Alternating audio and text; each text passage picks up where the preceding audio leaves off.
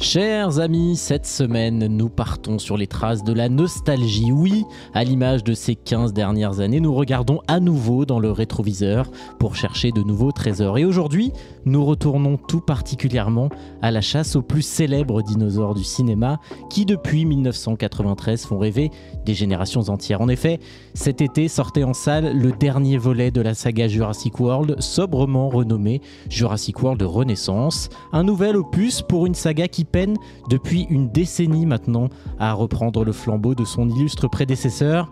Mais que voulez-vous, n'est pas Spielberg qui veut. En effet, après 3 films pour le moins contestés et dont j'admets d'emblée ici n'avoir vu que le premier, et m'être dit à l'époque qu'il n'était vraiment, mais vraiment pas utile d'écouter les producteurs qui veulent absolument faire des suites à tout, me voilà donc de retour devant la 4e itération de cette ultime prolongation de franchise, aussi interminable que cette phrase. Mais cette fois, les choses étaient peut-être différentes. Oui, il y avait une lueur d'espoir et j'avoue humblement que je m'étais laissé quelque peu attendrir à l'annonce du réalisateur à la tête du projet, un certain Gareth Edwards, réalisateur pour lequel j'éprouve quelques sentiments cinématographiques. Oui, Gareth, j'avais confiance en toi et quand je suis rentré dans la salle de cinéma, tous mes espoirs reposait sur tes frêles épaules et j'avais l'envie secrète de retrouver un semblant de frisson comparable à ceux qui m'avaient traversé devant les chefs-d'œuvre de Tonton Steven. Mais très vite, la réalité a douché mes espoirs. Mes illusions se sont alors évadées dans un monde perdu. La renaissance espérée n'a pas eu lieu. Et après 30 minutes à peine, je m'imaginais rejoindre au plus vite le monde d'après. Comprenez ici la porte de sortie de cette foutue salle de cinéma. Alors oui, le film peut se targuer de quelques bonnes idées, notamment visuelles, parce que Gareth Edwards a toujours su donner à ses œuvres une patte identifiable. Mais en dehors de quelques plans qui ont amusé ma rétine, je ne retiens absolument rien de cet énième blockbuster sans saveur. Les personnages enchaînent les décisions aussi absurdes qu'incompréhensibles. Les dialogues, en VO s'il vous plaît, tombent souvent à plat. Et il m'a été difficile d'éprouver pour ces braves gens plus d'empathie et de sentiments que pour mon malheureux conseiller Bouygues Télécom qui m'expliquait qu'il ne pouvait rien faire pour ma panne de fibre qui durait pourtant depuis 33 jours. Pourtant, le casting avait de quoi faire rêver sur le papier avec Scarlett Johansson, Mahershala Ali ou encore Jonathan Bailey. Mais même les meilleurs acteurs ne sauraient donner sens à des situations qui n'en ont pas définitivement.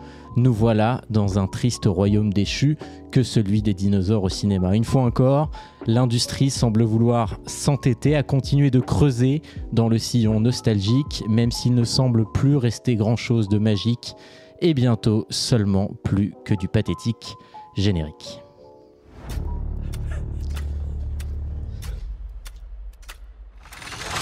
Ne l'oublie pas, un grand pouvoir implique de grandes responsabilités. Ouh, c'est un bingo! Mais qu'est-ce que vous voulez que ça me foute, vos conneries?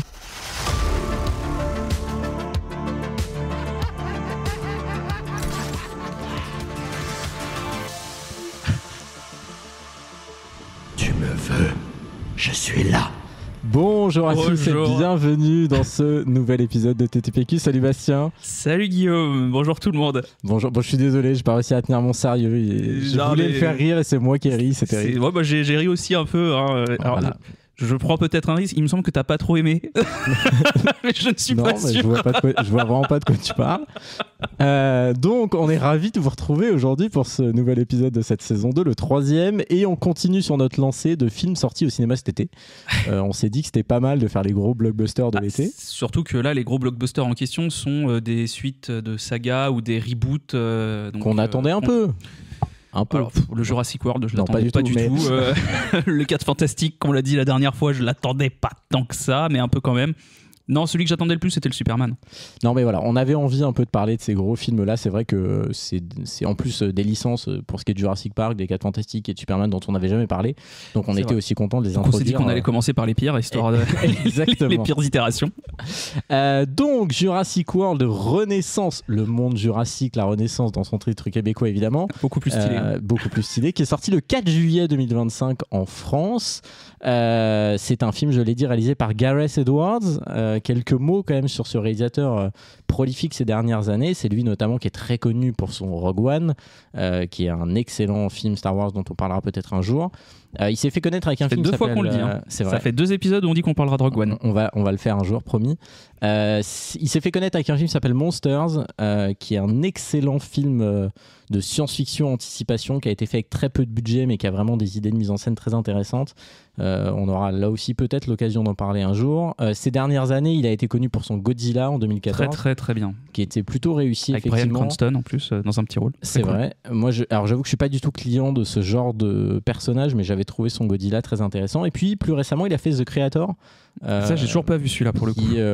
Et là aussi je vais dire une petite leçon à l'industrie sur un point. C'est un film qui est visuellement extrêmement abouti et qui a coûté rien par rapport à ce que coûtent les films dont on a parlé la semaine dernière par exemple, mais qui souffre quand même d'une narration très attendue. Mais enfin voilà, c'est quand même un réalisateur qui a fait de très bonnes choses et moi j'étais franchement très content de savoir que c'est lui qui reprenait la saga. C'était le gros point fort de l'annonce d'un nouveau Jurassic World. C'était quand même lui à la réal. Eh ben, totalement, parce que c'est vrai qu'on l'a dit, enfin je le dis dans l'édito maladroitement. Il l'a dit. Les précédents ont été assez contestés, notamment le premier. Moi je me souviens qu'à l'époque, le premier, il y avait vraiment un truc de. Le film. Alors, quand on dit le premier, on est d'accord, on parle des Jurassic World. Jurassic World, j'entends, bien sûr. Moi je me souviens très bien qu'il y avait cette idée un peu, qui est vraie d'ailleurs, que le film faisait tout ce qu'il essayait de dénoncer. Et c'était assez marrant de voir à quel point le film avait poussé le curseur au maximum de l'absurde. Alors ici, on va voir, il y a des problématiques, vous l'avez compris, mais qui ne sont pas du tout les mêmes, mais on va quand même avoir l'occasion d'en reparler. Quelques mots quand même sur la production. C'est un film qui dure 134 minutes, 2h15, un budget de 180 millions et en revanche un box-office très satisfaisant. Ils sont très contents, les producteurs. Ils ont dépassé les 840 millions au moment où j'ai arrêté le compteur le 24 août. Donc c'est quand même... c'est le gros succès de l'été. Un beau succès. Je crois qu'il a fait de meilleurs scores que Superman. Ah oui, c'est parce que Superman n'a pas eu le succès espéré par James Gunn. La musique a été composée par Alexandre Desplat, donc qui reprend la suite de Michael Giacchino qui avait fait les 3 premiers Jurassic World. Je crois qu'on en a parlé la semaine dernière d'ailleurs. Bon, la musique, je sais pas si tu l'as retenue. Moi non. Non, voilà. M'en bat les... Voilà, on est d'accord. Les roupettes, comme dirait ma belle-mère. Donc voilà quelques infos assez intéressantes que j'ai trouvées sur le film, parce que je vais pas mal en parler, en tout cas dans les points positifs. C'est quand même visuellement un film qui est plutôt réussi. Et un film qui va chercher vraiment tout ce qu'il peut dans la nostalgie et notamment dans sa manière d'être tourné, puisque le film a été fait en 35 mm à la pellicule. C'est la première fois que Gareth Edwards fait un film en 35 mm, en tout cas de cet acabit. Et moi je trouve que c'était plutôt une bonne idée, parce que je trouve que le film a quand même une patte visuelle. Je sais pas si tu partages ça, mais j'ai trouvé qu'il avait une identité un peu plus forte que ses prédécesseurs. Alors là, moi, je suis pas du tout d'accord. Bon, bah voilà. Je trouve que l'identité, elle est ultra générique. Elle est dans la continuité des Jurassic World. Alors après, je crois que tu as vu que le premier, tu disais. Ouais. Moi déjà, alors tu vois, moi bizarrement, le premier, c'est celui que j'ai préféré de la trilogie originale. Bah, c'est pour ça que j'ai pas vu les autres, parce que moi aussi c'est le préféré. Mais en fait, ils essayent de faire. En fait, non, si. Je te dis une bêtise. Il y a, tu vois, on parlait de prise de risque dans l'épisode précédent. Le deuxième Jurassic World, donc qui est Jurassic World Fallen Kingdom, fait une petite prise de risque à la fin, qui pouvait annoncer quelque chose de très très cool et de pour le coup d'assez inattendu dans sa suite, qui est donc le monde d'après. Hein. Bon, c'est pas le cas. Le monde d'après fait pas, ne rebondit pas assez là-dessus, en tout cas, pas de la bonne manière. Mais par contre, non, Renaissance, je trouve que la patte visuelle, elle est similaire aux autres. En plus, t'as plus cet effet. Tu vois, on parlait de nostalgie, mais t'as plus cet effet. Comment dire ? Cet effet.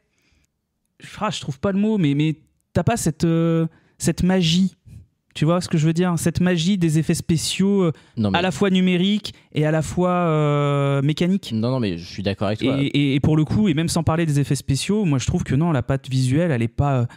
Non, alors qu'on s'entende bien, ça m'a pas choqué, le film n'a pas une identité visuelle extraordinaire, mais je trouve que moi j'aime vraiment Gareth Edwards et j'ai vu beaucoup et en détail beaucoup de ses films, que j'ai même revus pour certains, et je trouve qu'on reconnaît un petit peu sa manière de faire des plans. Il y a des trucs pas mal. Ah oui, et dans la façon de filmer, tu veux dire. Ouais, donc moi je trouve qu'il a une identité plus forte que les précédents, mal parce qu'on compris ce que t'avais dit, retrouve un autant pour peu moi. justement la patte de Gareth Edwards. Ouais, elle est vraiment elle est limitée là, sa patte, parce que j'ai revu les Godzilla il y a pas Non, mais longtemps. on y viendra, on va voir que effectivement c'est le seul point positif Pardon, pour moi, et je qu'il atteint m'avance. vite sa limite. Non, mais t'as parfaitement raison.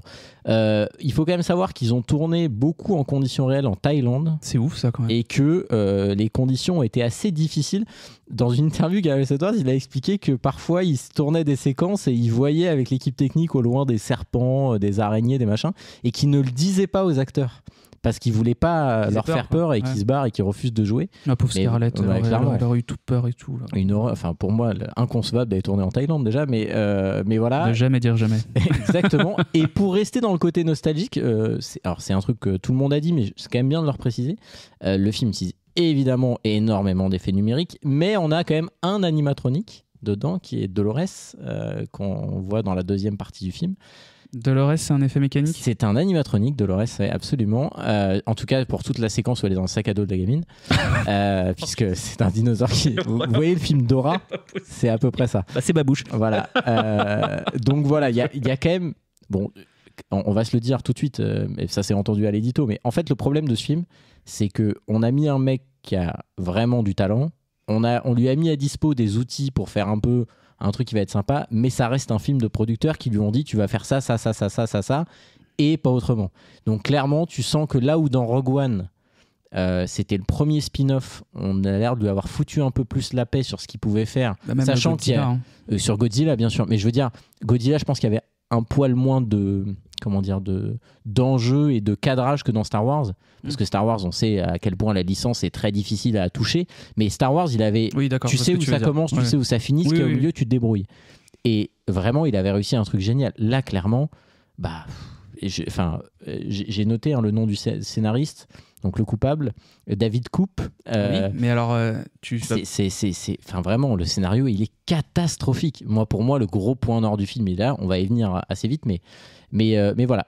Du coup. Mais alors, c'est juste, Vas-y, je t'en prie. rebondis là-dessus parce que tu l'as pas dit. Je sais pas si t'allais rebondir dessus ou pas. David Koop, c'est le scénariste du premier Jurassic Park. Oui, mais là, c'est pas possible. Enfin, je veux dire, Non, mais c'est. c'est David Koop sous Xanax qu'on a eu. Enfin, Non, bon, bref, on va revenir sur le scénario après, mais parce que j'ai 2-3 trucs à dire, mais laisse tomber. Bon, alors. Et pourtant, mais non. Vas-y, je t'en prie. Parce que du coup, j'ai regardé David Koop pour vérifier. Non, mais mec, c'est pas possible que ce soit lui qui ait scénarisé Eh ça. ben, si, c'est lui. Jurassic Park, L'Impasse, Premier Mission Impossible, Oui, Le Monde mais- Perdu, Snake Eyes, Oui, mais il n'empêche que. Enfin, après. Panic c'est- Room, Oui, mais on est encore une Spider-Man. fois. On est dans Indiana Jones et le Royaume de Crâne de Cristal. On est dans un film de commande, on est dans un film de prod. Enfin, je veux dire, c'est une boîte de prod qui se paye des noms pour que le film fonctionne. Et ça marche, puisqu'il fait 850 millions au box-office. Mais je veux dire, Ah bah tiens. voilà, moi je suis pas surpris quelque part. On sait très bien que ces dernières années, dans les grosses prods, c'est un peu la technique. C'est que tu vas chercher des gros noms pour essayer de vendre ton projet. Souvenons-nous, enfin, je fais une parenthèse, mais Star Wars 8, c'était ça. On va chercher un nom pour faire, entre guillemets, un film un peu d'auteur, mais en réalité, c'est un film de studio, quoi. Il est désespéré. Si vous voyez son visage. Non mais en Bon, fait je suis désespéré parce que pour moi David Koop, j'avoue j'avais pas trop regardé en préparation sur ce qu'il avait pu scénariser parce que moi ce qui m'avait plus marqué c'est qu'il ait scénarisé le premier et j'ai beaucoup de choses à dire sur sur ça. Enfin beaucoup de choses. En tout cas il y a des choses qui m'ont déplu dans celui-là et qui sont liées au fait que c'était le même scénariste. Mais en fait je vois que jusqu'à 2005 il avait quand même fait parce que c'est scénariste de La Guerre des Mondes. Je te dis Spider-Man, machin, Snake Eyes. Putain, il a fait quand même des belles choses Ouais, quoi, mais dans les années 90 et tout. oui, mais Et par contre, typiquement. après, 2008, Indiana Jones 4. Après, il passe sur Angers Démon, Men in Black 3, Inferno, La Momie, Ouais, mais regarde, tu vois, Indiana Jones 5 tout et ce que- Jurassic World. tous ceux que tu cites là, depuis 2008, c'est que des films de commande de prod. Oui, donc c'est devenu un Yes Man, Yes Man de prod. de merde. Voilà, faut le dire. Tu nous emmerdes, David Koop. Putain. On est vraiment triste. Ah, je suis triste et vulgaire là, voilà. Bon, je vais quand même te poser la question. Qu'est-ce que t'attendais de ce film et qu'est-ce que t'en as pensé du coup? Non, mais j'en attendais rien en réalité. J'ai essayé de trouver des raisons. Alors déjà, pourquoi on a voulu faire ce film? C'est à peu près pour les mêmes raisons qu'on a voulu faire les autres. C'était le blockbuster estival, machin. Et puis surtout, moi, ce qui m'intéresse, c'était Gareth Edwards. La BA m'a quand même beaucoup donné envie, mais c'était le cas avec les BA des autres, Jurassic World. Et puis bon, Scarlett Johansson, pour le coup, elle attendait que ça de jouer dans un film Jurassic Park ou Jurassic World. Là, c'est le cas, donc j'étais curieux de voir ce qu'elle allait pouvoir donner. Je trouve qu'elle s'en sort plutôt avec les honneurs. En même temps, c'était pas compliqué au vu du scénario. Elle a essayé de faire ce qu'elle pouvait aussi. Mais voilà, mes attentes, c'était d'espérer quand même, avec Gareth Edwards, avec David Kopp, un Jurassic World à la hauteur. Retrouver cette identité, ce plaisir de voir des films de dinosaures, notamment au cinéma. On y revient, et c'est un peu vraiment le fil directeur de cet été blockbusterien. C'est d'espérer ne plus être dans un système de films génériques, du déjà vu. Et Dieu sait que là, du déjà vu, il y en a, donc c'est encore une fois plus que raté. Je voulais des VFX qui suivent. Et puis voilà, ressentir une vraie aventure Jurassic Park et recroire à nouveau aux dinosaures, quoi. Bon, bah pas du tout. Pas du tout. C'est un pétard mouillé, mais c'est un pétard noyé, quoi. Enfin, c'est plus une redite, c'est presque un plagiat, je trouve, auto-organisé par le même scénariste. C'est ça qui me tue, qui est le même que le premier Jurassic Park. Tout est téléphoné, t'as zéro surprise, tout est attendu. Bon, alors les VFX sont quand même ok, hein, je vais pas faire la fine bouche, mais le scénario il est paresseux, ça reprend des situations déjà vues dans les précédents films à un point presque mimétique. Enfin, je veux dire, la scène de la station-service, t'as des trucs qui servent à rien. Il y a une famille, elle sert à rien, t'as envie de la tarter. Il y a aucune tension, tu ressens rien. Tu vois, l'épisode précédent, tu disais qu'on ressentait rien sur les personnages des films Marvel et tout. T'as aucune peur pour eux. Bah là, c'est quand même grave que dans un film de dinosaures qui est censé être l'héritage des films de Spielberg des années 90, de te dire, bah là c'est pareil, je sais qu'il va rien leur arriver et je sais que celui-là, ils vont mourir. Voilà, t'as aucune surprise, t'as rien. Et puis alors, mes aïeux, on parlait de VFX, ce dinosaure final, mon Dieu, mon Dieu. On va pouvoir en parler.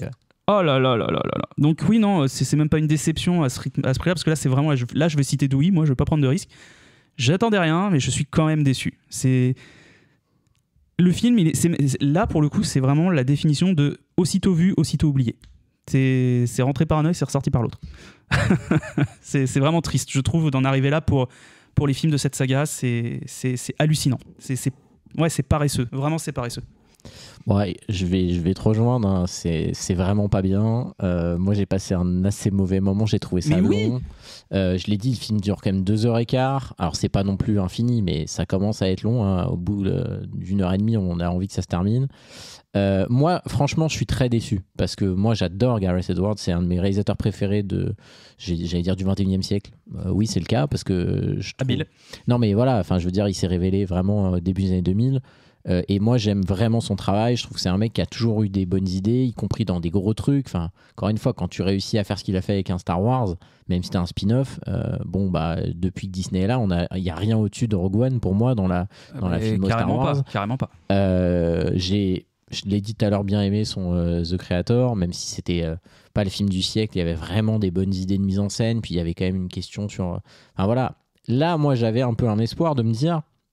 Ce type-là, il est quand même connu pour, vis-à-vis des grandes œuvres, on a parlé de Godzilla aussi, il aime vraiment ça. Et donc, c'est un mec qui a toujours travaillé, en tout cas, moi j'ai toujours senti dans son travail, du respect par rapport à la matière originale. Là, c'est la première fois que je vois un film de lui où j'ai vraiment l'impression que le mec n'a rien eu le droit de faire de ce qu'il voulait.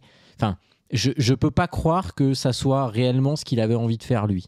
Après, peut-être que je lui dresse des louanges un peu trop grandes, mais c'est tellement loin de ses standards habituels que j'ai été vraiment, vraiment déçu et je suis sorti presque énervé de la salle, tellement j'ai trouvé ça nul, quoi. Ouais, mais c'est marrant en plus ce dont tu parles parce que effectivement, ça à se demander à quel point le studio, ou si c'était vraiment la faiblesse du scénario qui n'en est même pas un en fait. Là, je suis vraiment médisant de fou, mais vraiment, je trouve, moi, le scénario m'a super déçu, les situations qu'on voit aussi, on y reviendra.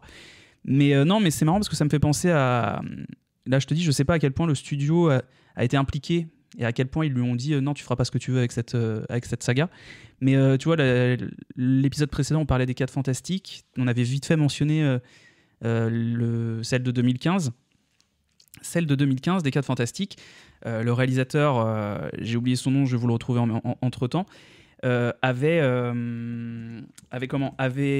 été connu pour son film Chronicles, qui était déjà un film un peu de super-héros, qui était déjà avec Michael B. Jordan, et qui joue donc la Torche Humaine dans sa version des 4 Fantastiques. C'est Josh Trank. Voilà, Josh Trank. Et en fait, c'était la première fois Trank, pardon, oui.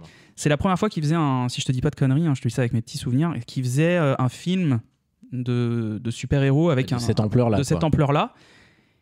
Et en fait, quand tu vois le film Les 4 Fantastiques de 2015, eh ben c'est exactement ce que tu as ressenti avec Gareth Edwards là, c'est que tu n'as absolument... Le film, en fait, il a été haché par le studio, il y a eu des reshoots, le réel n'était même pas au courant, je crois qu'ils ont même remonté le film d'une certaine manière, etc. Et en fait, ça, tu le vois dans une scène des 4 Fantastiques de 2015, c'est le réveil de Fatalis, où en gros, il se réveille et t'as des néons qui clignotent et ça fait un peu ambiance film d'horreur et tout.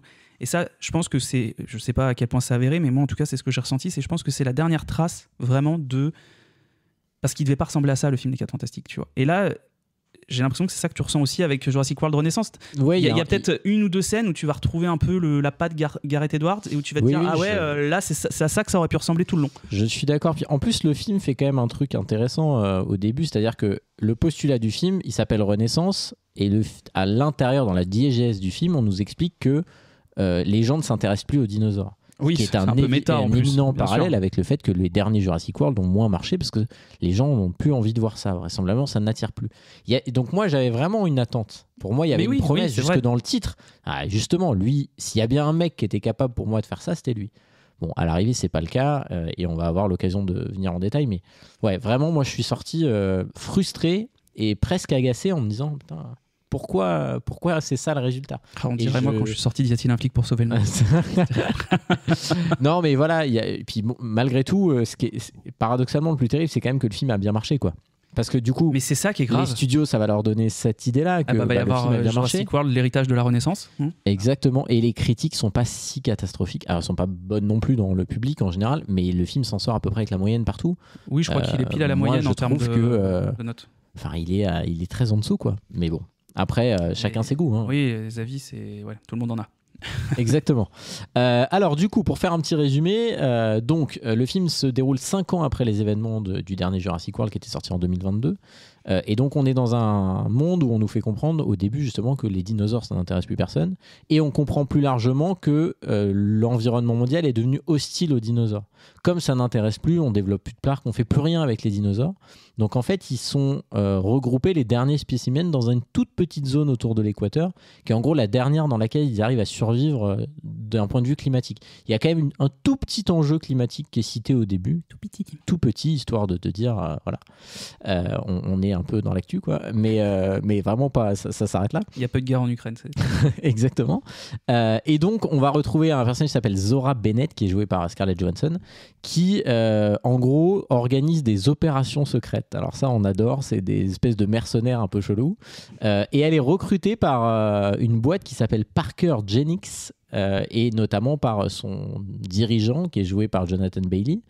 Et en gros, il va lui demander de mettre en place une expédition dans l'équateur, zone dans laquelle plus personne ne va parce que justement il y a quand même des dinosaures qui se promènent, quoi. Un poil dangereux. Voilà, et donc en gros il lui dit il faut qu'on monte une expédition, donc il vient la chercher, il prend un taxi avec elle, machin. C'est un truc ultra confidentiel, ils en parlent dans la rue, hein, mais bon, soit. Il lui dit, mais les gens étaient occupés à regarder le brachiosaure qui était à l'arrêt et qui créait des bouchons. Exactement, puisqu'au début du film on a ça, il y a un dinosaure dans un parc animal, dans un zoo en gros qui s'est échappé, enfin bref. Donc il lui dit voilà, il faut qu'on aille sur une île et il faut qu'on récupère du matériel génétique issu, tenez-vous bien, des 3 plus grands dinosaures vivants de chaque milieu. Donc en gros, il faut un dinosaure terrestre, il faut un dinosaure aquatique et un dinosaure aérien. Donc déjà, le postulat de base, c'est quand même, les mecs, c'est très précis la commande, quoi. On dirait une quête annexe d'un jeu vidéo, je tiens à le dire. Mais clairement, dans The Witcher, on me demanderait ça, que je comprendrais, quoi. C'est exactement ce que je pensais. Et en gros, il justifie ce truc-là, parce que c'est évidemment un truand en col blanc, donc il arrive avec son beau costard 3 pièces, il lui dit attention, je te paye très cher, c'est confidentiel, mais confidentiel, mais c'est pour une bonne raison. On va faire des médicaments parce que nous, on est des gens bien et lobbies ça va pharmaceutiques. exactement et ça va lutter et ça va être révolutionnaire. Tenez-vous bien. Très important. Contre les maladies cardiovasculaires. Donc en gros, Ils veulent sauver le monde. Ils veulent sauver le monde. Et donc ils ont, je crois que la première fois, ils lui donnent rendez-vous justement dans un musée de dinosaures où ils sont en train de le fermer le musée tellement il n'y a plus personne. Et donc il lui explique grosso modo ce qu'il veut faire. Donc au début, elle veut pas. Et finalement, elle dit bon, ok, allez, je veux bien monter le truc, mais il faut que je monte une équipe pour le faire parce que moi toute seule là-bas, ça va pas être possible, donc il faut que je recrute des gens. Et donc elle va recruter notamment Duncan Kincaid, je me rappelle plus, qui est joué par Mahershala Ali, qui au passage est un excellent acteur, mais qui là, le pauvre, est campé dans un rôle absolument caricatural. Et donc ils vont partir avec une troupe de gens. Notamment un paléontologue qui s'appelle Henry Loomis, qui est lui joué par Jonathan Bailey. Duncan Kincaid. Kincaid, voilà. Et donc du coup, ils vont monter un espèce de petit groupe pour partir en expédition. Et en parallèle de ça, on nous présente une famille qui a décidé un dimanche matin d'aller faire une croisière. C'est la dernière fois avant que tu rentres à l'université, ma Voilà. chérie. On se fait une petite croisière sur mon Donc- petit voilier dans les eaux les plus dangereuses du monde. C'est bien. Et évidemment, donc là, on est dans le cliché, parents divorcés, donc papa veut emmener sa fille. Il emmène le petit copain qui est objectivement con comme un jambon, mais qui vient sur le bateau, qui ne fait que dormir. Devenir qui- végétarien. Enfin, voilà, il ne sert à rien. Il est particulièrement pénible au début et agaçant. Et donc, en gaunt, Et il y a se la petite retrouve sœur là. aussi. Et il y a la petite sœur parce que tant qu'à faire, autant Il faut bien traverser- mettre un enfant. Enfin, je Bah veux oui, dire, à un moment donné, quitte à traverser une zone à risque, autant prendre tous ses enfants. autant jeter en premier. Enfin, tu vois, Mais la femme n'avait qu'à pas demander le divorce. Hein. Exactement. Non seulement je prends les enfants, mais je vais les faire mourir en plus. Donc du coup, ils s'en vont faire une croisière. Et évidemment, ils ont un petit bateau Un petit voilier. à qui je vais faire référence, tu le sais bien. Attends, je réfléchis. Attention, qui a eu un petit bateau Jacques. Donc un bateau qui m'a fait penser au bateau de Jack, évidemment, si tu nous écoutes, papa. Donc ils partent. Je vous rassure, mon père m'a jamais emmené dans une croisière où il y avait des dinosaures. Il m'a juste emmené sur la Seine, c'était très bien. Ça expliquerait beaucoup de choses pourtant. Donc du coup, cette famille s'appelle les Delgado. Voilà, je vous le dis, ça ne sert à rien, mais vous le saurez. Et donc, à un moment donné, sur leur trajet, ils vont se faire attaquer par un dinosaure. Et on a tout un enchaînement parce qu'au moment où ils vont se faire attaquer par les dinosaures, grosso modo, ça correspond à peu près au moment où l'équipe de mercenaires là, arrive dans la zone dans laquelle ils sont censés faire leur prélèvement. On rappelle, il faut qu'ils chopent un dinosaure marin. Donc, Vivant. vivant évidemment parce qu'il faut de l'ADN. Et donc, en gros, il va y avoir un espèce de petit dilemme de qu'est-ce qu'on fait. Est-ce qu'on va aider la famille qui est en difficulté ou est-ce qu'on va faire notre mission. Donc évidemment, le monsieur très riche, lui, il veut aller faire sa mission parce que quand même pas se prendre le temps de sauver des gens. Rappelle qu'à la base, il fait ça pour sauver des gens. Mais là, il refuse de sauver des gens. Mais bon. Oui, mais parce que s'il sauve ces gens-là, il pourra pas sauver le reste des gens. Oui, tout à fait. Et puis, il n'avait pas assez de carburant, tout ça. Donc finalement, voilà, il va y avoir ces petits dilemmes. Et à partir de là, on va comprendre qu'ils vont décider... Enfin, elle va décider, elle, contre l'avis du gars, d'aller les sauver. Bah, c'est avec Mahershala Ali, justement, avec Duncan qui a un cœur. Duncan Kincaid. Un mercenaire au grand cœur. Exactement, un grand cœur, un homme blessé. En plus, je vanne, mais j'aime bien son personnage. Ah, mais moi aussi. Non, mais et puis lui, il joue très bien. Enfin, oui, je veux bien dire, sûr. moi, c'est un acteur que j'aime Heureusement beaucoup. qu'il y a Scarlett et lui, je te le dis. Ah bah, clairement, ça joue très bien. Et donc, du coup, ils vont aller les sauver. Et à partir de là, ces deux groupes vont se retrouver l'un avec l'autre. Et il va alors arriver tout un tas de choses dans lesquelles on va revenir. Voilà, grosso modo, un merveilleux résumé de ce film. Et mon cher Bastien, je vais évidemment demander, dans ce spectacle, ce divertissement de grande qualité, quelle scène as-tu retenue et qu'est-ce qui t'a marqué? Merci Bastien. Non, en vrai, je te dis, je me plie à cet exercice. Pour moi, la scène la plus marquante et la plus réussie, en ce qui me concerne, c'est la scène marine, justement, où ils vont choper l'ADN du dinosaure marin. Pour moi, c'est la plus divertissante. Les VFX, les effets spéciaux sont extrêmement bien, je trouve. Je trouve que là, tu retrouves une petite patte du réalisateur en termes de ce qu'il avait pu faire dans Godzilla, en termes d'intensité de l'action, etc. J'ai beaucoup aimé ça. Donc pour moi, c'est la mieux filmée, j'ai trouvé. Elle fonctionne très très bien et à ce moment-là, tu te dis, après une intro un peu poussive, un peu déjà vue, tu te dis que le film commence enfin, que tout sera comme ça. Pas du tout. C'est pas du tout le cas. Et on tombe très vite dans les poussifs qu'on a un peu annoncé depuis le début de l'épisode. Il n'y aura jamais plus aucune tension. Alors, je dis pas à la scène, il n'y a pas de tension énorme, mais elle je l'ai trouvé vraiment, vraiment bien foutue dans le sens où tu as ce côté où ils sont émerveillés, les personnages, d'avoir réussi à choper l'ADN d'un dinosaure marin vivant. Et tu sais, t'as un peu ce côté où tu les vois à ce moment-là comme les dauphins, alors qu'il y a 2 secondes, tu les avais vus niquer le voilier de la famille, mais c'est pas important. Là, il y avait cet émerveillement-là que je trouve qu'on ne retrouve plus derrière, malgré une scène qui se veut justement à fond sur cet émerveillement-là, avec le troupeau de brachiosaures, mais qui ne fonctionne pas du tout. Tu ne ressens aucun émerveillement malgré, et c'est grave, malgré l'utilisation du thème original de la saga. Mais putain, comment tu rates un moment comme ça ? Comment tu rates un moment comme ça ? Non, mais je suis d'accord. Alors, je te rejoins sur cette scène-là qui est plutôt pas mal. On va quand même le dire à ce moment-là, dans cette scène, parce que je l'ai dit, il y a Scarlett Johansson et Mahershala Ali et l'autre là, mais il y a quand même d'autres gens avec eux. Oui, et dans la scène du bateau, il y en a quoi ? Il y en a 2 ou 3 qui meurent en passant par-dessus bord. En fait, très vite, oui, c'est ça, oui. Les personnages secondaires, on n'avait plus de budget, donc on les a très vite enlevés du scénario. C'est ça. Et puis en plus, au-delà de tout ce que j'ai pu dire, cette scène, j'aime bien aussi ce qui s'ensuit, donc la petite course-poursuite où ils atterrissent ils amérissent sur l'île et compagnie, sans bateau.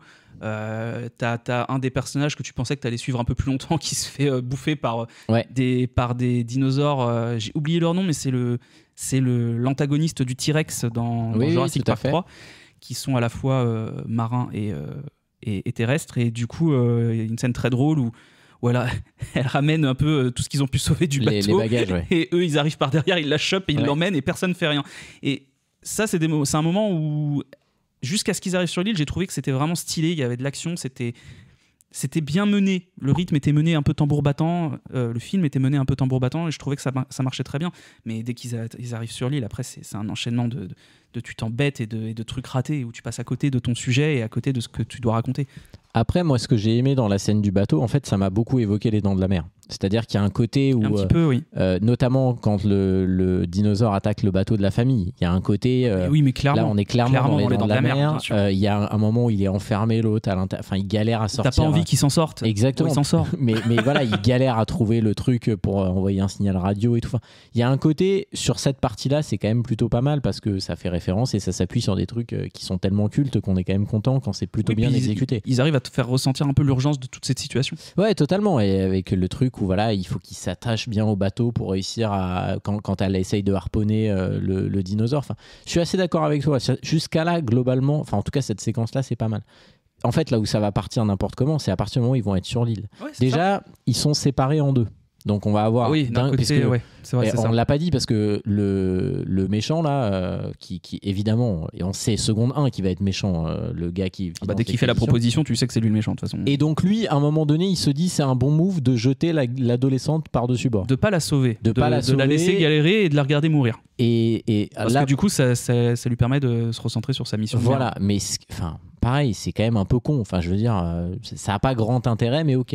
Et du coup, c'est un prétexte parce que du coup, là, les 2 familles vont se séparer puisque pour aller la sauver, le père. Il y a la famille d'un côté et les mercenaires de l'ordre. Ouais, donc la famille va être d'un côté, les mercenaires de. Donc pendant une bonne partie du film, ils sont pas ensemble. Non, c'est vrai. Pendant au moins 1 heure, ils sont même plus que ça.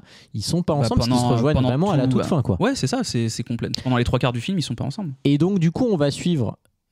Les 2 approches, et là aussi il y a des trucs qui sont, mais dans les 2 cas qui sont complètement cons. Alors t'as évoqué tout à l'heure la scène où ils voient les dinosaures là. Alors, évidemment ils évoluent en troupeau, on est ravis, la référence est jolie, mais la scène marche pas très bien. En plus ils sont en face, on nous fait comprendre qu'ils sont en train de s'accoupler, les dinosaures. Ils sont dans une phase de séduction là. Voilà. Et donc lui il va pour essayer de récupérer l'ADN, ce qu'il fait d'ailleurs. Donc en fait c'est vrai qu'au début on se dit ça va assez vite, ils arrivent assez vite à faire ce qu'ils veulent, et on comprend que le plus compliqué, on va y venir, ça va être de récupérer auprès des oiseaux là. Enfin des dinosaures volants. Des dinosaures volants. Mais en parallèle de ça, on voit la famille évoluer. Et la famille, ils font n'importe quoi. Oh mais t'en peux plus. C'est-à-dire qu'ils font tous les mauvais choix, ils les font. Ils s'orientent un peu n'importe comment. Il y a des moments où ils se séparent.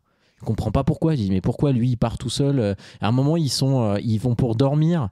Et évidemment, il faut faire la garde, quoi. Enfin, je veux dire, t'es au milieu de dinosaures et évidemment, ils s'endorment tous. Non, enfin... En fait, il y a tellement de trucs de facilité qui arrangent le scénario pour qu'il se passe des trucs, ça devient con. Le moment où l'ado, il pisse... Ah putain, tu m'ôtes les mots de la bouche. Le dinosaure qui arrive et qui se fait finalement bouffer par un autre dinosaure, mais on l'a vu 1000 fois, ça. Non, mais surtout que, encore une fois, tu vois, David Koepp, il a fait aussi le scénario du Monde Perdu de Jurassic Park. Dans le Monde Perdu, t'as un mec qui va chier... Peter Stormare, en plus, acteur second couteau que j'aime beaucoup dans les films et dans les séries. Abruzzi dans Prison Break, n'oublions jamais. Mais il se fait bouffer par des petits dinosaures, etc., qui bouffent justement la petite fille au début du deuxième film. Et en fait, c'est pareil, c'est au moment où il va aux toilettes, mais la scène, elle est 1000 fois plus inquiétante et réussie. Là, tu sais que la famille, il va rien lui arriver. Mais c'est un peu ce qu'on disait pour le film de la semaine dernière. Oui, c'est-à-dire que, en réalité... On te fait comprendre très vite que des personnages peuvent mourir. C'est tous les seconds rôles dont on connaît pas le prénom, mais les personnages principaux, tu sais qu'il va jamais rien leur arriver. C'est ça. Et ça, c'est insupportable parce que, tu vois, pour le coup, que là, si on prend l'idée de départ de le mec, il laisse mourir la gamine, elle meurt vraiment. Oui, c'était la grande. Là, tu dis ok. Ouais. Là, j'ai envie de voir la famille se venger et faire un truc contre eux. Mais là, en fait, non, ils veulent juste retrouver le groupe pour qu'elle dise il a essayé de me tuer, ce gros bâtard. Et au début, il la croit pas en plus. Oui, en plus, ça va, ma petite, on connaît, la vie, c'est pas fait comme ça. Hein. Non, mais c'est exact. Encore une fois, c'est vraiment, con. Et puis suivre une famille. Alors, tu vois, tu dis qu'elle fait les mauvais choix, les trucs comme ça. Tu peux comprendre parce que tu te dis c'est une famille, ils sont pas dans leur milieu naturel, quoi, tu vois. Mais malgré ça, ils ont aucun instinct de survie. Mais tellement et pas. En plus, on te reprend des scènes, on te repompe des scènes et tout. Mais pareil, je reviendrai quand tu feras le dernier acte, quand on verra comment ça se termine. Mais du coup, le film, il souffre d'un problème de rythme. Parce que du coup, quand tu suis la famille, mais t'en as rien à foutre. Exactement. Toutes les scènes de la famille, t'es en mode, mais bouffez-les, bouffez-les. C'est buffet froid, les gars, bouffez-les. Alors, il y a quand même un truc, c'est que...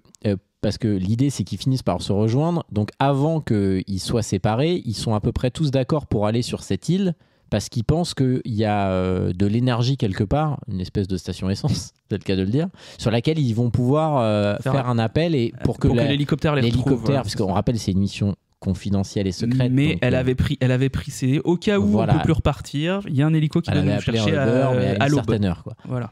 Et donc du coup ils cherchent cet endroit. Donc la famille et le groupe ils suivent des espèces de conduits qui ont l'air d'être des passages de câbles électriques, etc. Ouais, d'évacuation, c'est pas trop. Et donc on a plusieurs séquences et dans la famille, parmi les séquences vraiment qui n'ont aucun sens, il y a donc ce fameux moment dans la nuit où il y a un petit dinosaure, un bébé dinosaure qui s'approche. Je voulais pas en parler. Et là, nous avons donc, je vais vous donner son nom quand même, parce que ce bébé dinosaure a un nom. Ce bébé dinosaure s'appelle Dolores. Moi, évidemment, je n'ai pensé qu'à OSS 117, c'était terrible. Et du coup, ça ruinait vraiment tout le truc. Et donc, la gamine, elle voit un dinosaure arriver. Bien vu. Et au lieu d'avoir peur, elle le nourrit. Et en fait, ça de chocolat en plus. Et le pire, c'est que quand les adultes se réveillent, parce qu'elle, c'est une enfant, ils sont censés être censés, c'est le cas de le dire. Non. Ils la mettent dans le sac à dos et vas-y, on va t'emmener te promener. Et ça devient littéralement bouge l'Andorra, quoi. Et elle ne sert à rien en plus. Elle n'a aucun moment. Elle va même pas. Tu sais, c'est pas le petit compagnon du dernier jeu Star Wars Outlaws. Il va pas te servir à aller chercher un truc que tu peux pas atteindre et tout. Elle ne sert à rien et elle s'en va à un moment donné parce qu'elle a peur. C'est tout. Et c'est ça. Et elle revient jamais. Et donc voilà. Donc ça, c'est une première scène absurde. Je crois. Elle repart pas. Si, je crois qu'elle est avec eux jusqu'à la fin. Ouais. Mais c'est. Enfin, ça. Elle ne sert. Alors qu'on a dit que les dinosaures pouvaient plus vivre en ville. Non, mais complètement ridicule. Donc il y a cette scène-là, et moi j'ai quand même deux autres scènes dont je veux absolument parler. Vas-y, parle. La première, c'est le fameux moment où ils vont dans le nid pour récupérer l'ADN sur l'œuf. Donc je vous fais le postulat. Donc ils ont 2 ADN, il en manque un. Et donc à un moment, ils repèrent sur une falaise qu'il y a un nid je sais pas comment ils s'appellent, ces dinosaures-là qui volent. Là. Pour faire le mec donc scientifique. Vous imaginez bien les dinosaures volants, vous voyez ce que je veux dire. Et donc ils repèrent ce nid et ils disent on va accrocher des cordes et vous allez descendre en rappel. Donc sont envoyés au casse-pipe Scarlett Johansson et Jonathan Bailey. Quetzalcoatlus. Merci beaucoup, je le redirai pas. Oh mon Dieu. Et donc ils vont descendre tous les deux parce qu'ils profitent qu'il y ait la mer qui couvre les œufs ne soit pas là pour aller prélever de l'ADN dans l'œuf en se disant c'est le meilleur moyen, ça leur fera pas de mal, machin. Évidemment, pendant qu'ils y sont, qu'est-ce qui se passe ? Le dinosaure revient parce que sinon c'est pas marrant. Et là on a un truc et là pour le coup pour moi on touche à l'absurde absolu. je rappelle quand même, c'est un reptile volant. Eux, ils sortent, ils sont accrochés à leur corde, là, ils montent en galère parce qu'au-dessus, il faut les tirer, c'est un enfer. Et le reptile, au lieu de voler, d'aller plus haut qu'eux et de les attendre et de les manger, il court après sur la paroi. Et là, c'est-à-dire, tu as des ailes, bordel, vole. Enfin, mais non, mais c'est complètement con. Enfin, je veux dire, c'est-à-dire qu'il y a une course-poursuite à la verticale d'un oiseau qui... Enfin, vous imaginez, c'est comme si un oiseau, pour vous poursuivre, il courait. C'est complètement con. Donne-moi mes miettes. Non, mais vraiment, et là, devant ça, je me disais, mais là, on nous prend pour des abrutis. Et ça dure en plus au moins 5-6 minutes. On nous prend pour des jambons. Et à la fin, ils arrivent en haut. Bah, tu te dis, ils arrivent en haut, mais... Enfin, je veux dire, il peut toujours voler le truc. Bah non, c'est fini. Ils sont arrivés, donc on les laisse tranquilles. Et il y a que des trucs comme ça. Et ça, vraiment, pour moi, cette scène-là, ça illustre à quel point ces films-là, et je répète, j'ai pas vu tous les Jurassic World, j'en ai vu que 2, mais je trouve que les 2 ont les mêmes problèmes, c'est qu'ils font des trucs qui prennent vraiment le spectateur pour un abruti. Ouais. Et ça, je trouve ça presque énervant. Bah oui, après, la saga l'a déjà fait, hein, pour le coup, surtout dans les Jurassic World. Moi, je sais que la scène de l'oiseau... Du reptile. Là, du reptile volant. Du reptile volant, du dinosaure volant. En fait, je peux pas m'empêcher elle souffre d'un truc au-delà de sa mise en scène qui sert à rien, c'est pas les mêmes enjeux et tout ce que tu veux, mais quand tu vois la scène de la volière dans Jurassic Park 3, il a ses défauts, il est mal aimé pour des raisons bien sûr. Voilà, qu'on va pas refaire, mais putain, moi, Jurassic Park 3, déjà, je le trouve super, moi je l'aime beaucoup. Et franchement, la scène de la volière, mais elle est trop stylée. Et là, pour le coup, t'as des dinosaures volants qui volent. Mais bien sûr. Et qui attaquent en volant. Mais on est d'accord. Et là, c'est pas le cas. Et ça n'a... encore une fois, c'est-à-dire que ça et puis, rentre tu vois, dans ce que tu disais tout à l'heure, on sait très bien qu'il va rien leur arriver. Mais oui, parce que là, à ce moment-là, tu sais, si, tu sais ce qui va arriver. Lui, il va mourir parce que c'est le seul personnage secondaire qui est restant. Exactement. C'est tout. Et c'est quoi qui se passe ? C'est le seul qui meurt. C'est ça. Voilà. Donc voilà. Et après, dernière scène, pareil, c'est la fameuse scène où la gamine, elle est dans l'eau, là. Et ils sont sur un espèce de radeau gonflable. Ah oui. Et là, donc, il y a pareil une course-poursuite. J'avais oublié. Pourquoi tu me rappelles ça ? Donc, en gros, ils trouvent un canot de sauvetage. Donc, l'ado traverse gonflé, la flotte et le jette à l'eau, le truc se gonfle. Mais en gros, ils sont à côté d'un dinosaure qui fait la sieste. Hein. C'est le T-Rex d'ailleurs. Hein. Le T-Rex fait la sieste, bon, pourquoi pas. Lui aussi, il a le droit de prendre des vacances, on est au mois d'août. Il a le droit de dormir de temps en temps. Donc évidemment, au bruit du truc, qu'est-ce qu'il fait, Coco ? Il se réveille. Non mais c'était tellement ridicule. Mais voilà. pourquoi elle le gonfle à côté de lui ? Mais oui. Pourquoi le truc, il est portatif. Pourquoi tu le gonfles à côté de lui ? Pose-le dans l'eau et puis... Avancer en aval et tu le gonfles là-bas. Bon, donc ils le font, évidemment, ça entame une course-poursuite. Bien sûr, la gamine tombe dans l'eau, parce que voilà. Et donc là, on a le moment de, la gamine, elle va mourir. Mais bien sûr que non, puisque nous sommes dans un film, donc elle ne mourra pas. Mais et donc tu as cru, toi, une seule seconde ? Mais jamais de la vie. En plus, on est dans un petit canot qui est jaune fluo. Enfin, tu peux pas le rater, le truc, hein, vraiment. Donc là, je trouve que visuellement, la colo et tout, c'est aussi, quand je parlais du visuel, je trouve que la colo, elle est pas moche. Oui, ça, je te rejoins. Mais voilà, cette scène aussi, elle est ridicule parce qu'évidemment, il arrive rien, aucun de la famille, ils vont tous très bien, ils continuent à courir, à taper des sprints et des marathons comme si... ils nagent comme jamais. Non, mais c'est ça, il leur arrive jamais rien. Et donc, je crois que je me demande si elle est pas un peu aidée par son petit dinosaure d'ailleurs. Mais non, mais même pas. Le petit dinosaure, il a vu le T-Rex, il s'est cassé. En gros, ce qui se passe, c'est que il y a la poursuite. Oui, je sais plus comment, je m'en branle. Pardon, je m'en fiche, excusez-moi. Il est sorti trop vite, celui-là. Non, mais ce que je veux dire, c'est que, ouais, c'est ça, pour faire rapide, en gros, la poursuite, elle se passe dans le fleuve. Le T-Rex, alors on sent que le canot de sauvetage est extrêmement résistant, hein, puisque les dents et les griffes du T-Rex ne le percent pas. Sauf que, quand tu penses que nos matelas ont un coup de griffe du chat et ça dégonfle, voilà. Scandaleux. C'est scandaleux. Et du coup, en fait, elle tombe. Donc, elle est sous l'eau et sous le bateau, qui est entraîné par le courant. Ouais, c'est et ça. Finalement, en fait, l'ado et le père et le petit copain de l'ado, pas du père, sont sortis derrière deux espèces de rochers qui forment juste une petite ouverture pour que eux et le bateau puissent passer. Ouais.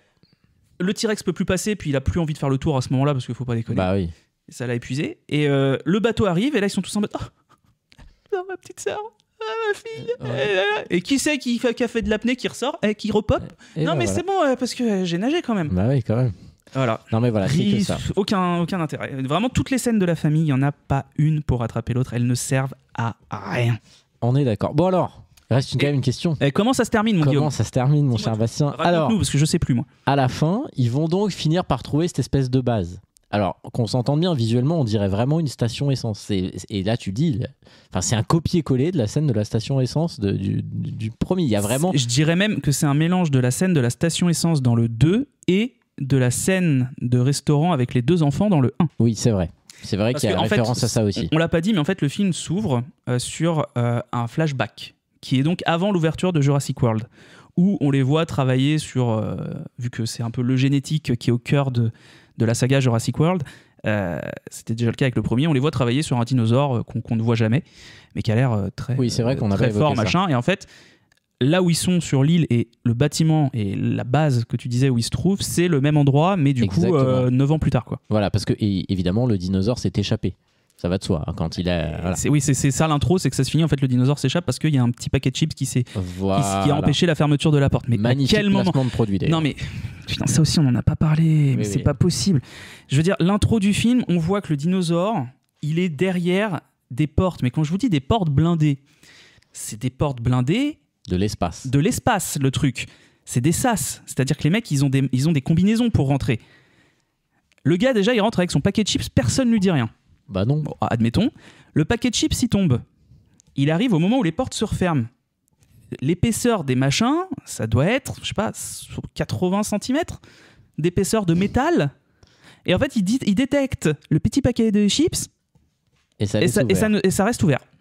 C'est pas hyper bien comme système de sécurité. Non, mais t'imagines, le paquet de chips, il est vide en plus. C'est même pas un paquet de chips, c'est un paquet de barres. Oui, non, mais c'est complètement con. C'est aucun. Bon, bref, et donc du coup, ils sont sur cette base-là, et donc comment ça se termine à ce moment-là, mon Guistrom ? Et donc, du coup, ils sont là, ils attendent l'hélicoptère, et bien évidemment, parce que c'est quand même le truc qu'on attend depuis le début, le fameux dinosaure qui s'est échappé arrive. C'était vraiment un dinosaure ? Mesdames et messieurs, c'est un dinosaure génétiquement modifié. C'était horrible. Il est énorme, mais il est vraiment hideux. Il est immonde. Il est vraiment dégueulasse. pas beau. Et là, pour le coup, je l'ai dit tout à l'heure, le film a été tourné en pellicule. Et là, je trouve que moi, j'ai le sentiment, peut-être que c'est pas le cas, hein, mais que ça accentue le fait qu'il soit encore plus mal fait.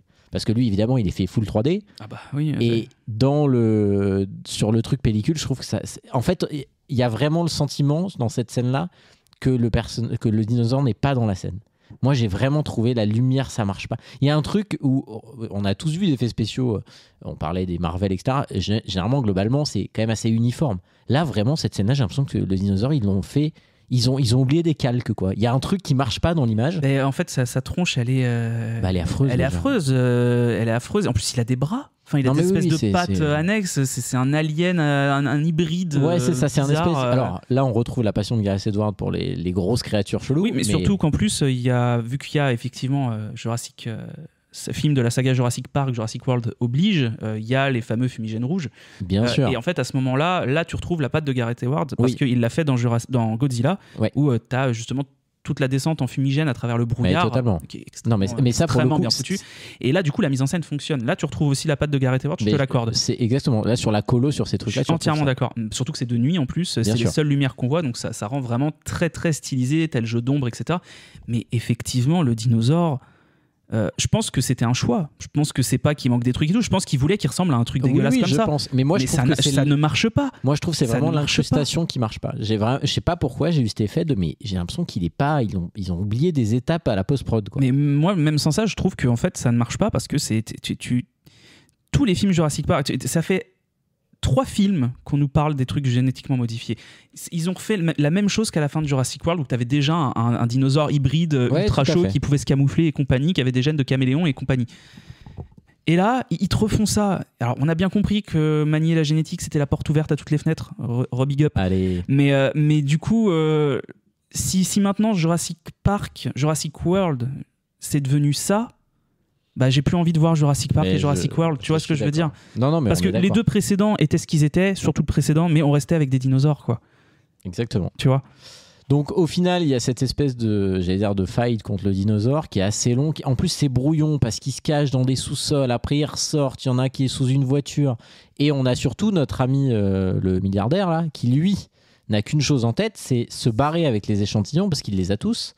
Et choper l'hélicoptère. Le problème, c'est qu'ils sont donc cachés sous la structure, mais quand l'hélicoptère passe, bah, il ne les voit pas. Et on nous fait comprendre que ce dinosaure, il est ultra sensible à la lumière. Donc dès qu'il y a de la lumière et du bruit, bah, ça l'attire. C'est assez logique. Donc du coup, ils sont un peu dans un paradoxe de comment on se fait voir par l'hélico, mais sans attirer l'hélicoptère. Bon, au final, l'hélicoptère finit par les repérer. Et j'ai quand même oublié un truc, c'est qu'avant ça, la famille rejoint le groupe. On n'a pas parlé de ça. Et donc la gamine dénonce le mec en disant il a essayé de me tuer. Oui, bon, personne ne la croit au début. Et puis finalement, lui, qu'est-ce qu'il fait? Il sort une arme, parce que tant qu'à faire, autant de révéler au public des fois qu'il ait toujours pas compris que ce soit le méchant. Et à partir de là, le dinosaure arrive, donc en fait, ils vont être un peu tous dispersés. Et finalement, ils arrivent à un moment donné, là où l'hélicoptère va être en phase de les récupérer. Ils pensent que l'hélicoptère va pouvoir les récupérer, mais en fait, l'hélicoptère, je crois qu'il se crache à un moment. Donc du coup, ils se disent, là, c'est la fin. Et heureusement, ils avaient oublié un bateau. C'est quand même bien fait. Et donc, il y a tout un truc il faut faire descendre le bateau dans l'eau. Et donc, il faut actionner un mécanisme. Sauf que entre le mécanisme et eux, il y a le dinosaure, grosso modo. Et donc, du coup, il y a un espèce de suspense de comment ils vont faire. Évidemment, qui est-ce qui va appuyer sur le bouton? C'est l'enfant. C'est l'enfant qui va appuyer sur le bouton. C'est Dolores. Oui, c'est Dolores. Dolores, non, Dolores, c'est le dinosaure. Oui, mais Dolores, je crois qu'à ce moment-là, quand ils sont à travers la grille et compagnie, pour aller. Mais je crois qu'elle va avec elle. Elle va avec. Je crois que c'est elle qui va. Je crois qu'elles y vont toutes les deux. Hein. Il me semble que la gamine. Elle arrive à sortir. Ouais, en même temps, les barreaux sont tellement larges. Donc du coup, ils vont pour actionner ça, et parce qu'eux, ils sont coincés derrière des espèces de barreaux. Enfin, je fais un peu vite sur la fin, mais c'est du grand n'importe quoi. Et au final, pour qu'ils puissent accéder au bateau, Marshall Ali se sacrifie. Donc il allume la torche et il appelle le dinosaure, il l'insulte d'ailleurs, c'est très drôle. Il fait une Jeff Goldblum. Exactement, donc le dinosaure se tourne vers lui et vient. Scarlett Johansson qui dit non, je peux pas faire ça et tout, et envisage d'aller l'aider, ce qui a quand même peu de chances de fonctionner. Donc on la retient, on lui dit non, là écoute, tu voilà. vas mourir, Scarlett. Arrête. Donc évidemment, il monte sur le bateau et on voit au loin, et ça c'est visuellement plutôt pas trop mal. Vrai. On le voit marcher et tout, et on voit au loin son truc de rouge qui commence à bouger en tous les sens et on comprend qu'il est en train de se faire bouffer, quoi.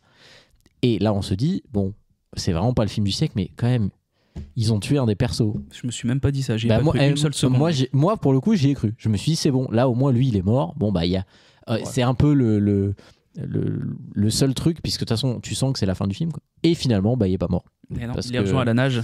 Voilà, il les rejoint. Alors on comprend qu'il a tué le dinosaure en lui faisant bouffer le. Il l'a pas tué. Hein. Je crois qu'ici, enfin, je sais pas comment il arrive à s'enfuir. Je sais même plus comment il dit, mais il l'a pas tué. En gros, il a juste, il l'a attiré, il lui a foutu, je sais pas, le machin, et le dinosaure, on le voit repartir. De toute façon, il peut pas tuer un truc de cette taille-là. Enfin. Et donc du coup, ils repartent. Et là, le film. Et alors moi, j'étais très surpris de la fin. Je sais pas toi, sur ce plan très énigmatique, où ils sont sur le bateau tous à se regarder dans le blanc des yeux, à pas trop savoir quoi dire, et ça finit sur un espèce de, sur un plan comme ça. Et moi, je m'attendais à ce qu'il y ait entre guillemets un épilogue, c'est-à-dire on les voit revenir et qu'est-ce qui décide. Parce qu'au final, on l'a pas dit, mais les prélèvements qu'ils ont récupérés, ils se demandent quoi en faire et en fait, ils décident de les détruire. Parce que ils les détruisent pas à la fin. Non, en fait, en gros, pendant le film, il y a une espèce de pseudo-romance qui est un peu sous-entendue entre le personnage de Zora et le personnage du mec du musée, là, Henry. Et plus tôt dans le film, après avoir récupéré le premier échantillon, si je te dis pas de conneries, du monstre marin, Henry et Zora discutent et en gros, Henry lui dit tu sais que là, c'est vachement bien ce qu'on va faire d'aider le monde, mais ce mec-là, il le fait pour se faire des milliards pour sa boîte, et parce que du coup, ils veulent vendre le brevet du nouveau médicament. Et Henry, il dit à Zora, écoute, je sais que tu es une mercenaire, mais c'est bien des fois de faire des choses bien et pas juste pour la thune. Donc ce qui serait cool, c'est de réussir à... en gros, Zora lui dit un truc du style, toi, qu'est-ce que tu aurais fait? Et il dit, bah moi, j'aurais récupéré les trucs d'ADN et je les aurais donnés gratuitement au monde pour créer le médicament gratos, pour que tout le monde puisse en profiter sans débourser un centime. Et en gros, à la fin, c'est ce qu'ils décident de faire. Ils acceptent tous les deux de se dire on distribue le médicament sans brevet et on le rend accessible à tous. Moi j'étais persuadé qu'à la fin justement elle avait peur que les trucs pharmaceutiques s'en emparent et qu'il le détruisait le truc. Non, j'ai pas compris ça. Pour moi, il me semble que justement ils veulent rester sur le côté non mais tout le monde pourra en profiter. Ok, bon, en tout cas, ça finit sur un plan un peu de merde, un peu nul, au ralenti presque, dans la nuit là où ils sont sur le bateau, et ça se termine comme ça. Mais vraiment, enfin, là, je pense que vous l'avez compris, c'est vraiment pas. En reparlant, c'est une purge en fait. Faut dire les choses. C'est vraiment pas un bon film. C'est même pas un bon film de divertissement parce que on l'a dit, on n'est pas investi émotionnellement. C'est pas particulièrement beau, même s'il y a 2-3 trucs pas trop mal. La musique est sans intérêt, même en utilisant la musique d'origine, ils n'arrivent pas à faire des trucs sympas. Franchement, c'est une vraie déception. Et je te dis, moi, ce qui me fascine, c'est qu'il fasse 800 millions, quoi. Enfin, je veux dire... c'est dingue. Quand tu vois ce que fait Superman... Alors, et pourtant, je l'ai critiqué, Superman, dans ce podcast, assez allègrement. Mais Superman, je trouve qu'il y a quand même une vraie idée, il y a une vraie proposition. Là, il n'y a rien, quoi. Il n'y a pas grand-chose à sauver de ce film-là, quoi. Non, il n'y a pas grand-chose à sauver. Et en même temps, est-ce que tu as vraiment envie de le sauver ? C'est pas faux. Là, t'es plus en mode... non, mais après avoir vu le film, tu te dis non, mais il faut plus qu'ils en fassent, en fait. Oui, je pense que... Il faut plus qu'ils en fassent. Le tour... c'est bon, on a tout fait. Il n'y a plus rien à faire, il n'y a plus rien à raconter. Tu fais 800 millions, donc évidemment que tu vas en faire d'autres. Oui, non, mais... évidemment que j'irai le voir, mais quand même. Non, mais on est d'accord, mais tu vois ce que je veux dire. In fine, les chiffres donnent raison aux producteurs. Ouais, donc, bon. C'est con. Voilà, c'était Jurassic Park Renaissance. T'as rien à ajouter, j'imagine ? Jurassic World, j'ai rien à ajouter. Je suis trop déçu là. En avoir reparlé, je pensais pas, parce que je suis plus saoulé là pendant le podcast que quand on en est sorti avec Elodie. Première fois que je la cite depuis 2 épisodes. Je t'aime mon cœur. Mais... non, mais plus sérieusement, quand on est sorti, tu vois, même Elodie qui regarde pas les mêmes choses que nous quand on voit un film ou ce genre de choses, me disait, mais tu savais dès le début comment ça allait se terminer. Puis en plus, encore une fois, je suis désolé, mais ils reprennent des trucs qui ont été faits. Les 2 enfants qui sont dans la station essence à la fin de Renaissance, c'est les 2 dans le premier. T'as le moment où le jeune il pisse, t'as le mec qui s'attache la mallette. Oui, bien sûr. C'est que des redites. Il trouve un pistolet d'un connard de parachutiste squelette qui est pile à sa hauteur. Oui, et comme ça lui permet de les prendre en joue à la fin. Le dinosaure final, faut qu'ils comprennent que des dinosaures qui sont à la limite du kaiju, du monstre, du monstre proprement parlé, ça ne marche pas dans Jurassic Park. Non, et puis c'est pas ce qu'on attend. Et puis après... Et en plus, excuse-moi, je rajoute juste ça, c'est le premier film Jurassic Park, Jurassic World on va dire, mais bon, c'est la suite, on se comprend, où le T-Rex a un rôle de merde. Ah bah oui. Alors après, je me souviens plus des 2 précédents Jurassic World, mais le premier Jurassic World, il avait quand même son moment de gloire. Évidemment. Dans le 3, il se fait bouffer, il perd le combat face au Spinosaure, mais il a son moment de gloire. Non, là, il sert à rien. Dans le 2 et dans le premier, on n'en parle pas. C'est quand même la mascotte du truc, c'est lui qui est sur l'affiche du film, et il sert à rien. Non, mais après, je suis d'accord avec toi, je pense qu'il faut comprendre que ce côté kaiju, comme tu l'as dit, fonctionne pas dans cet univers-là. Non. Et après, moi, j'ai quand même toujours ce truc, quand je vois ces films-là, et c'est ce que je m'étais vraiment dit, sans exagérer, le premier Jurassic World, on a quand même oublié qu'à la base, Jurassic World, c'est des films qui étaient géniaux, mais qui nous faisaient un peu peur, quoi. Jurassic Park, je veux dire. Les premiers Jurassic Park, là où Jurassic World n'a jamais réussi à faire ça. Jamais de la vie. Clairement pas. Enfin, je veux dire, et les premiers Jurassic Park avaient aussi cette idée que, même si plus les films avançaient, moins c'était le cas, que les dinosaures, il fallait pas qu'on les voit trop, parce que c'est ça qui les rendait spectaculaires. Là, maintenant, enfin, je veux dire, moi, je me souviens m'être dit, en voyant la première bande-annonce, ouais, mais du coup, on va en voir 1 milliard des dinosaures. On va les voir pendant 1h30. Moi, quand je vais voir un film Jurassic World ou Jurassic Park, j'ai pas envie de les voir trop, les dinosaures. J'ai envie de savoir qu'ils sont là et d'être inquiet qu'ils soient là. Mais là, c'est pas le cas, parce qu'en fait, et en plus, quand on les voit, ils font n'importe quoi. Ils font la sieste, oui, bien sûr, courent, et ils ratent des courses-poursuites où ils arrivent pas à tuer. Enfin, je veux dire, à la fin, on le redit, mais le dinosaure mutant, là, a priori, il doit les tuer tous en 8 secondes, quoi. Mais bien sûr, bien sûr. Enfin voilà, bon, vous avez compris, on n'a pas aimé. Je pensais pas qu'on allait être sur la même ligne directrice en plus. Et pour le coup, voilà, finalement, bon, j'aurais ri à mon propre édito à cause de toi, mais au moins on est sur c'est ta faute, tu m'as fait rire. Au moins on est sur la même ligne. Merci de nous avoir écoutés. Merci beaucoup. J'espère que ça vous a plu. J'ai dit beaucoup de gros mots, ne m'en voulez pas. Oui, bon, c'est des choses qui arrivent, ça nous a agacés. Hein. Non, mais on espère que l'épisode vous a plus plu que le film nous a plu à nous, parce que sinon c'est un peu triste. Et puis on vous donne rendez-vous la semaine prochaine. Est-ce qu'on vous dit pour quel film ? On peut. Oh bah oui, pour Slumdog Millionnaire. Et oui. Ça sera un film dont on a beaucoup parlé quand il est sorti. Et voilà, on a hâte de vous parler de ça la semaine prochaine. Merci à tous. Tout à fait. Merci Bastien. Merci Guillaume, merci à tous. À la prochaine. À la semaine prochaine. Ciao. Ne passerez pas. Je reviendrai. Tu étais l'élu, c'était toi. Je vous emmerde. Je rentre à ma maison. D'accord, faisons comme ça.